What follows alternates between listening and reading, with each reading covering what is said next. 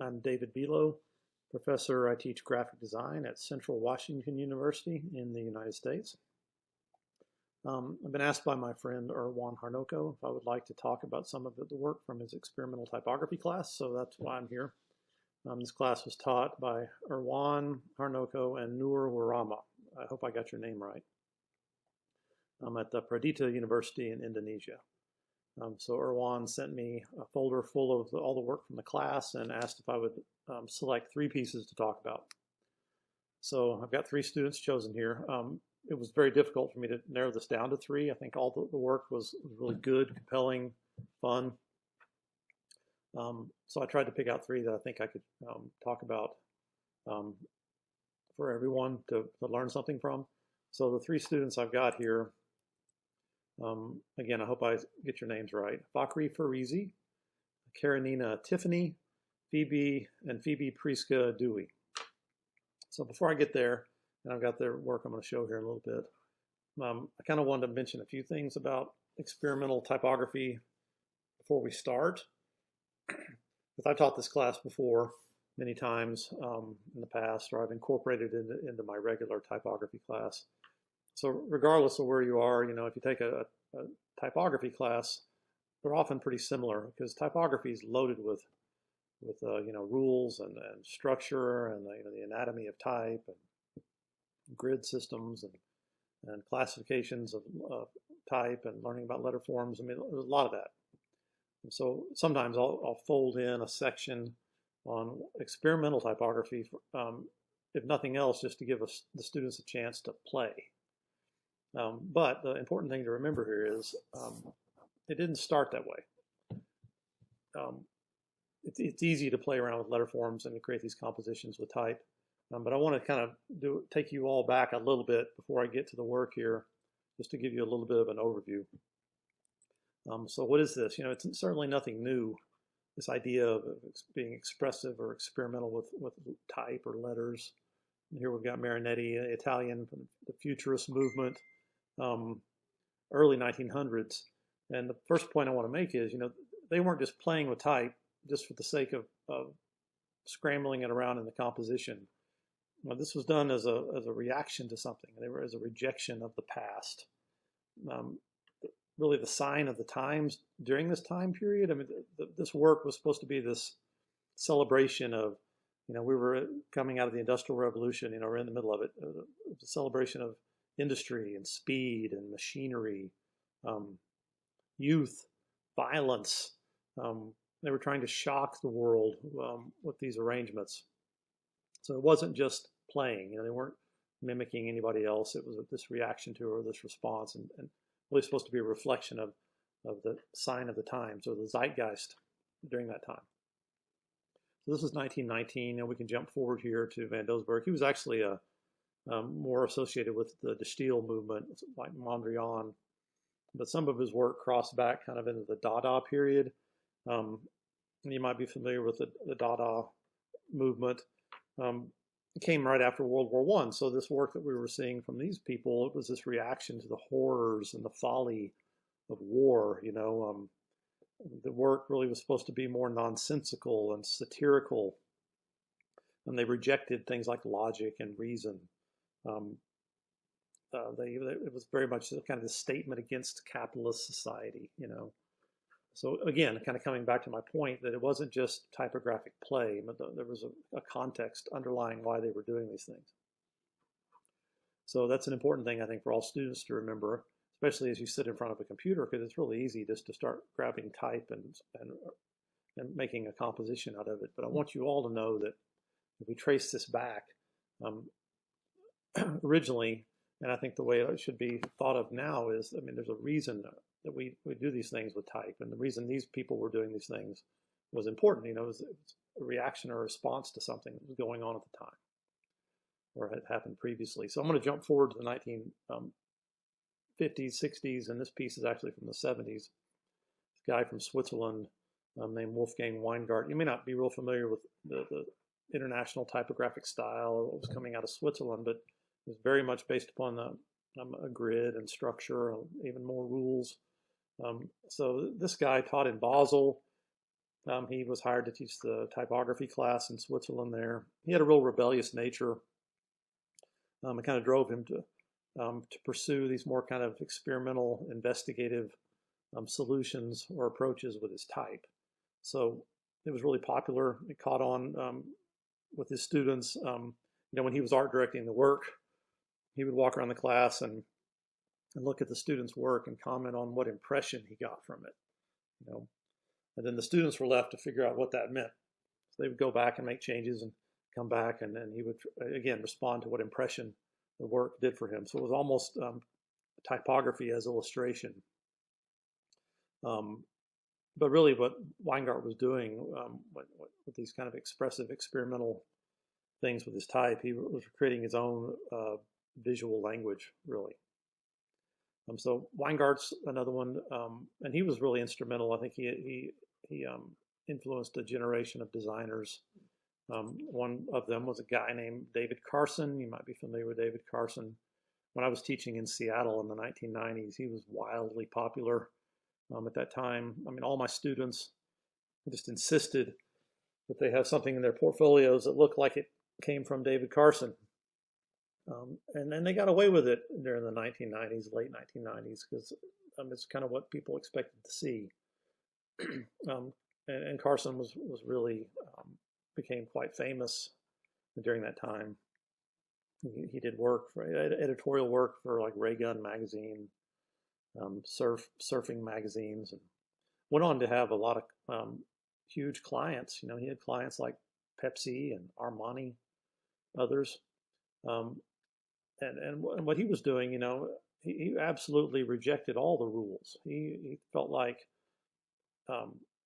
we cannot, one of his famous quotes, if I remember this right, was, "We cannot not communicate." He thought communication could happen on various levels. It wasn't just like the logical, functional sort of communication that we might have seen from the Bauhaus or the Swiss International style, the modernists.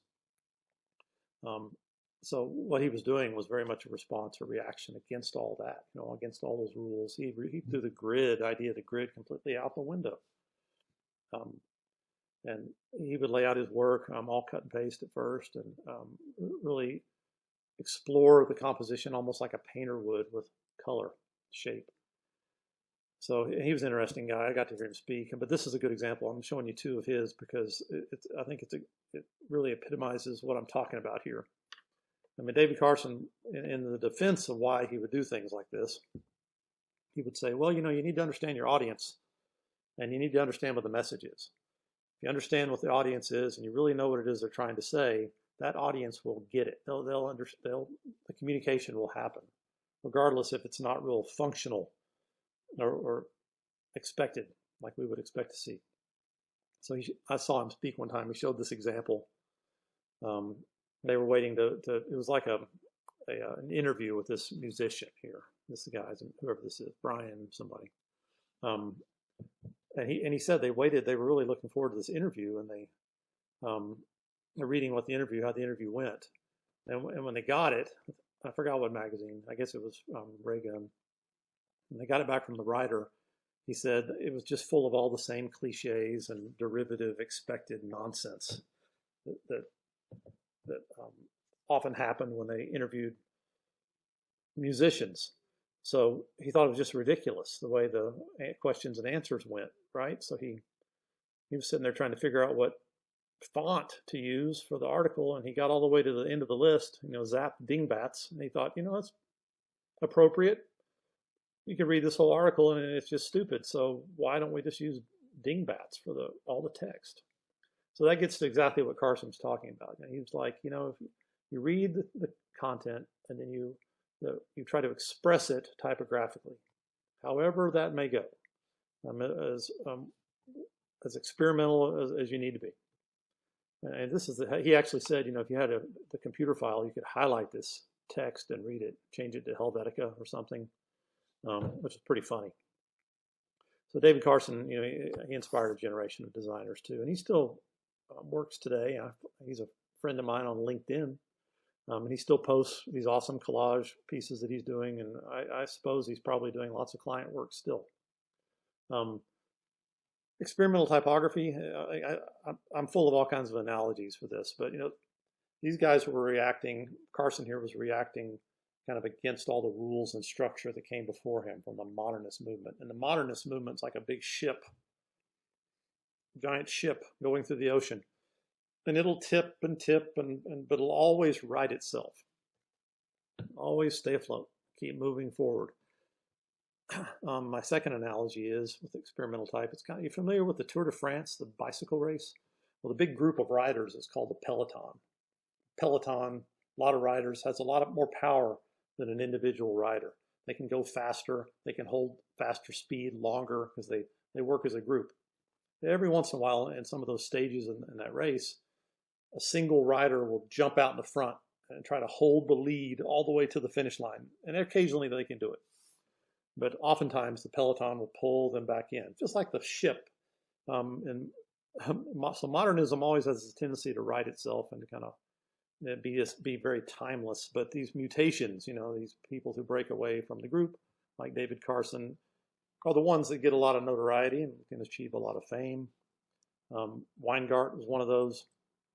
Another example is a guy named Neville Brody. I love Neville Brody's work. He's from the UK, London, England. Neville Brody, this is also operating during the time. He influenced Carson too. He kind of came, I actually have his slide afterwards, but he really influenced David Carson as well, as Weingart did. So Brody was the same way. He did editorial work. He focused on the message and creating emphasis as needed. And he designed a lot of typefaces too. So again, it was nothing new. I'm going to jump forward here a little further. Slight change of pace. You might be familiar with Kyle Cooper. He did movie title sequences. The title sequences that come on before the movies, and some of them were really kind of started this whole kind of craze. Well, the first one I remember was Seven. If you've never seen this film, you should rent it. If nothing else, just to watch the title sequence at the beginning, and you can see what he did with type and image, and all the synergies that he created with type and image. So this idea of being experimental or expressive with type wasn't limited to just print. It happens also in animated title sequences, and before movies or television shows. This is, I think, an even better one. The movie was terrible. It's called The Island of Dr Moreau, but these are stills from his title sequence, and they're all pretty awesome. How he was combining letter forms and creating mood. So if you ever hear these people talk, like Carson or Brody, Kyle Cooper, they all kind of have similar ways that they can explain what they're doing. They'll talk about the target audience, and they'll talk about what the message really is trying to say. They'll talk about the importance of communicating on different levels, like reaching people on an emotional level, kind of generating an emotional response from what you're trying to do. And that's important if you think about what you're doing with type. And they'll also, refer oftentimes to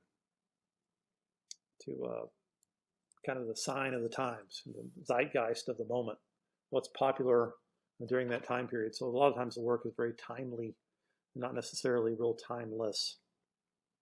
But this idea of eliciting an emotional response, or kind of identifying the tone of the message, or setting the tone. I mean, Kyle Cooper talks about that with his movies. The whole point of this was to kind of establish the tone of the film before the film starts, to get the audience kind of prepped for what the experience might be. And I know sometimes it's more successful than others. Like here, this sequence is much better than the movie that comes after. You go rent this on Netflix just to watch the opening of The Island of Dr Moreau. So tone of the message, communication, happening on different levels. What is the emotion in the message? All that stuff is how these guys validate what they do. Where communication doesn't always have to be functional, like the modernists might say. So that's my little spiel on experimental typography and being expressive, kind of handling type as illustration. So the three pieces I want to talk about. The first one by Fakhri Farizi. We can look at this type of work at different levels. I can talk about it on a formal level, and I'm going to also like to try to think of it rhetorically. That is, Are there any underlying messages that are being communicated to here, or being communicated here? And then just what impression I have, like Weingart had with his students. You know, what type of impression what kind of response am I having when I look at this? How do I experience it? And I hope that makes sense. So, I mean, if we think about this on a formal level, this is this design has a lot of energy, has a lot of depth, and oftentimes human beings respond to things like rhythm and repetition. You know, these principles that we have of design, those all came from, you know, this Western European, call it Scandinavian design model. You know, the contrast and dominance and focal point and all that. Well, if we carry that forward to today, we can almost add some principles to that, like the idea of, you know, how do we reach people today that might go beyond that? Things like layering, juxtaposition, recontextualization, those sorts of things. So that's what we see happening when students or when designers experiment with type in these ways. It has a lot of motion, has a lot of depth. And I think that's what makes this piece particularly compelling. You know, the color is integrated nicely, almost in this triangulated pattern. The yellow kind of is used to carry us through here and create rhythm. The same way with this magenta. I think it's utilized in a way that just got nice dynamics and nice repetition with variety. So that gives it this kind of, I don't know, pulsating kind of sensibility of rhythm. And the space in this design is just vast. It's incredibly the illusory depth. Think of it like that, where, you know, it's a two-dimensional space, but it just goes back forever. So some things appear really close to us, some things appear very far away, and it also the tone of this message, I think, modulates really interestingly. You know, it's loud and it's soft. You know, it's quiet and it's not, and it's disturbing and it's peaceful. So I think these juxtapositions of different things that are happening make this really nice. There's a nice combination of texture that happens typographically and visually. So when we get experimental with type, it's fun to think of, it's important to think of type as a texture first. So the small print, squint our eyes, creates a certain texture back here, and it mimics the texture of this small print here, or parallels the texture that's happening in this halftone kind of dot pattern here within this image. So I think that's a smart parallel, the kind of the bits and pieces that are involved. And then we get a little bit of that kind of distressed breakup almost form in these pieces that are happening up here on the top part, and how they kind of move down through the design and happen again in the yellow. So this idea of combining patterns to create texture, really nice. The linear quality to this, I think, is also really smart, the use of line and direction. And it's happening on a variety of levels, which makes it more sophisticated. So the directional elements are obvious, right? But they're playing off, or they're keying off the forms of the letter. So the form of this letter is kind of leading us up. Same way at the P, and then the diagonals are real strong on the T and on the shape up here. And then line is used in a less kind of bold way with the dashed lines in the background that are, again, reflecting those angles that are so important here.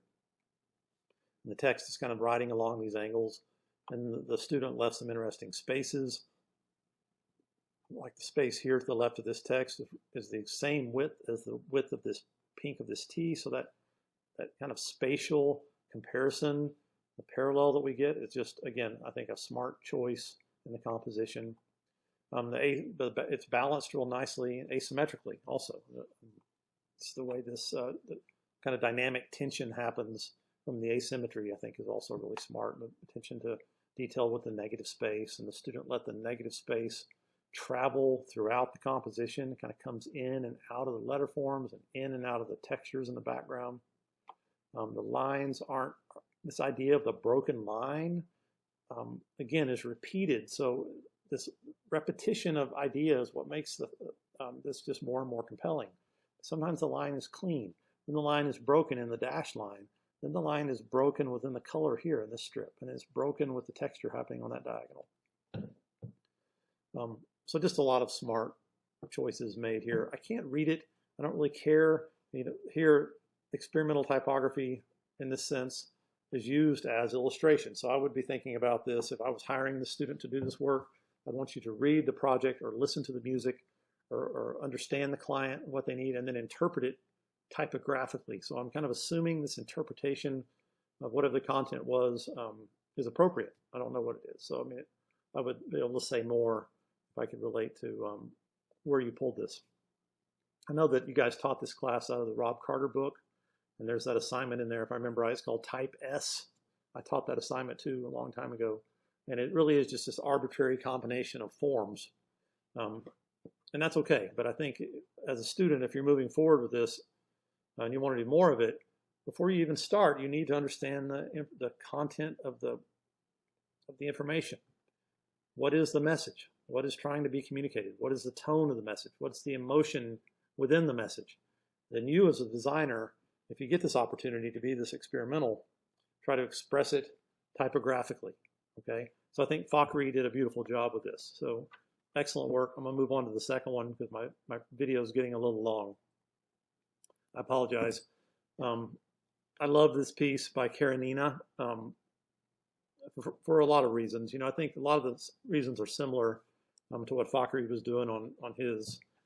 Just really strong contrasts of shape, which leads to a lot of nice depth in the space. I think that's happening. This use of line is also nice in this one. So a lot of similarities, I think, with this use of space. Dynamic tension happening from the focus on the asymmetrical balance is there here. Also, it's got nice rhythmic patterns happening with the letter forms and how they kind of syncopate, change from large to small, and move around the space. So I could say the same things about this one. This one does have a few extra things I think are particularly nice, like this integration, or think of it as interrelationship of form. The interrelationship of form. So if we look back at Fakhri's, I mentioned how he had let the negative space just kind of travel through here, right? But what I think is interesting about Karenina's is notice how the green combines. You know, the forms merge together. The T kind of emerges out of the green form in the background, runs into the V. The V becomes part of the background. The N breaks away from it, merges with this little piece of green in the structure of the building behind it, and continues on downward into the steps. So this interrelationship of form, this merger of form in the green is just really beautiful. And how it follows that curve, how the K punches out of it, but she lets the orange of the space behind it travel up through around the K. I think that was really smart. The color on this one is really sophisticated. And I love to see color combinations that I would have never chosen. And this is one. And I've thought it my whole career, like how do I get better at this? And I see students all the time just making these really sophisticated, beautiful choices with color. So this immediately brings the viewer into the scene. Nice integration of color here on this triangulated yellow pattern. Happens from here down and up and back. I think it's really a smart move. Same move with the red, how it crops off the sides and repeats around. Creates beautiful eye flow that combines with the curve. Again, combining with the importance of the merger of these forms of the green, just leads us in these circular motions in and out of this composition. Just fantastic. And then what I'd like to mention about this one too is here, in this case, the image isn't thought of as just like a separate thing. You know, it takes part in the composition. You know, it's part of this, the type and the image are in synergy here. They support one another.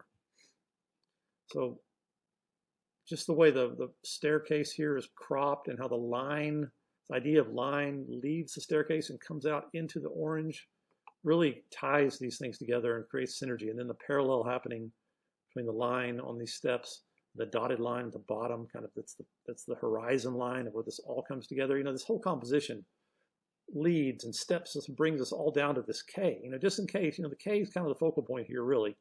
And just in case you don't know that, the steps lead us to the K. The guardrails lead us to the K. The lines all point here. Curves sweep down here. And then the lines take us back out and back around. So I think what makes this extremely engaging is just the movement of it all. And even this form in the background, this red, almost looks like an H, and it may be. And I can find it in the composition. So beautiful texture, whether it's in the orange of the surface, or texture whether it's happened from the way the photograph, the grain of the photograph, and what they did to it in Photoshop. Or beautiful, and nice kind of integration of value throughout. Just I think a really sophisticated composition. So again, great work on this one also, Karenina. I loved it. I liked it. These first two, I'd love to print them and keep them in my office, and I might. Okay, third one, last one here by Phoebe. And this one clued me into the Type S assignment from the Rob Carter book, because I had my students do something, as I mentioned, similar. You take the word type, you take a big large letter, you take a paragraph of text. So it's very formal, you know, it's a formal investigation. I think Phoebe did a really nice job here with her choices.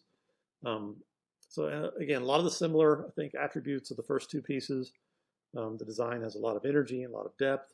It has a really elegant and interesting use of line, whether it's a dashed diagonal, clean line of the letter itself, the line that splits the form from clean to more shadow or fuzzy at the bottom. So that kind of break of line is smart. And I haven't mentioned enough about shape here, and all three of you guys have done this, but yeah, I did a little bit on this first one here. On the second one, how we talked about how the interrelationship of form it merged. Well, I think she did a real nice job here thinking about shape and what role the shape played in the balance of this composition and how it kind of holds it together. But just these subtle choices with the green jumping out here, these box shapes are kind of cutting in and out of the green, giving this negative of green its own distinct size and shape that really helps kind of balance what's going on with the orange. I think was really smart. Nice use of color here also. It's got a lot of energy. It's warm, certainly, but then kind of softened with the green. And this little addition of the green in the corner, such a smart move. And you think of it without it, I put my hand over it, and it's okay, but man, that really just helps kind of connect everything together. The orange slices were a really nice touch. How the student looked into the image, didn't think of the image just in a box, you know, looked at the lines within the orange slices, just like the student looked at the lines within the staircase, and used those directional elements to create parallels and more unity within the composition. So I think Phoebe did a nice job with this one too, you know, just looking at the lines within the orange slices and how that use of line kind of connects with, you kind of gave her permission, if you will, to use line in other more interesting ways too, you know, whether it's a dashed line or an outline stroke of the B. So very smart.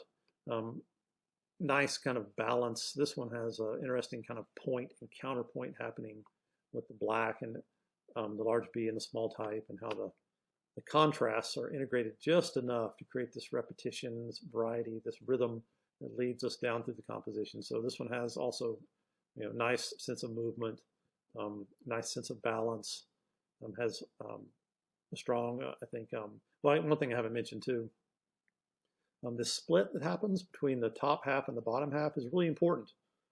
I mean, she created this horizon line, okay, where the clean B just sinks away, and the shadow or the softer B kind of emerges from the bottom. And students do stuff like that all the time. I do that stuff like that too.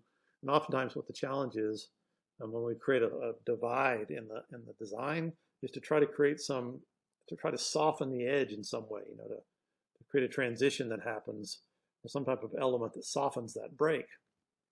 Otherwise, it's just a split, you know. So she's done a variety of things to soften the edge. She ran this small text right across it. She ran the green line right across it here and up and around it, you know. And all of that helps kind of soften that transition where it's not so harsh. It's not such a perfect cut, you know.